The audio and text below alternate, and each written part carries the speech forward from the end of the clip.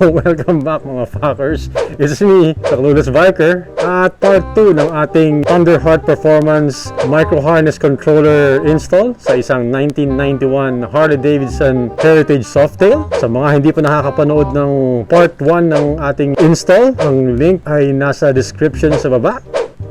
Click there. I suggest you watch it para updated ka para sa ating current episode. At para sa mga nag-aabang ng part 2 ng ating install, pues patatagalin pa ba natin to? Kaya tama ng satsat. Panoorin ito.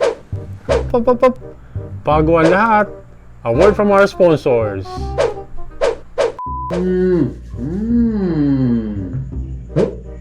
Oh, what's up mga fuckers? It's me, the Clueless Biker. At alam nyo ba kung ano ang hindi cool? Diarrhea. Pero madali naman itong maiiwasan sa pamamagitan ng paghuhugas ng kamay gamit ang Safeguard Handsoap. Oh, napakasimple lang naman, di ba? Kaya make it a habit to wash your hands. Kaya bon appetit mga fuckers!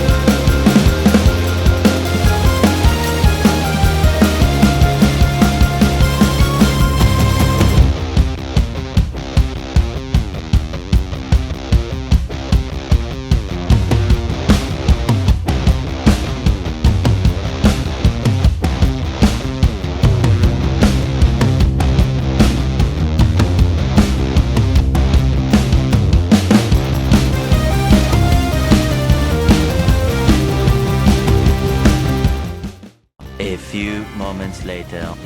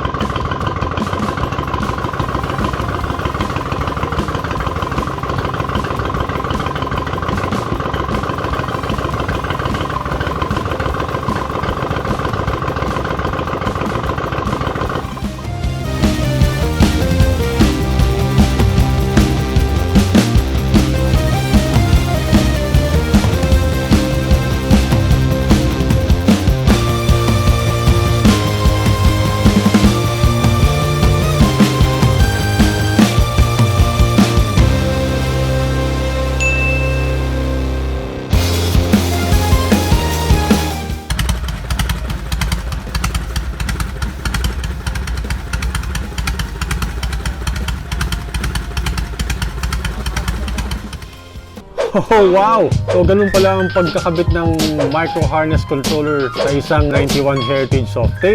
So clean, so good, everything's functional, and I like it.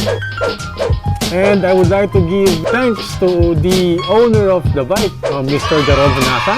Thank you very much for allowing us to feature your badass bike on our channel. And again, thank you, sir. Ride safe. And also shout out to Mr. Anthony Ariola, one of our avid subscriber. Ride safe. Kung nasan ka man, sir, take good care of yourself. And of course, wawala ba ang ating pasasalamat sa ating mga likers, sharers, subscribers, commenters. Hindi dahil sa inyo, wala tayo dito. Thank you very much. Oh, kung hindi ka pa nakasubscribe sa ating channel, ano ba naman yan? Again, nasa dulo na tayo, hindi ka pa nakasubscribe. Pinutin mo na yung subscribe button dyan sa lower right hand corner ng iyong screen. Click mo na rin yung notification bell para ma-receive mo lahat ng episodes dito sa The Clueless Biker. Dahil dito, always original and informative motorcycle related contents always. At ito na ang inaabangan nating lahat, ang mahiwagang kasabihan mula sa isang matalinong pantas. Sex is like riding. Everybody thinks they're good at it. Oh, so true. Kaya tigil-tigilan nyo na ang pagpapasikat sa mga public roads dahil siguradong laging may mas magaling sa inyo dyan. At dyan nagtatapos ang episode natin para sa araw na ito. Sana'y may nahutunan kayo. And I expect to see you on the next episode. Kaya hanggang sa muli mga packers. See ya! Like and subscribe for more cat food action.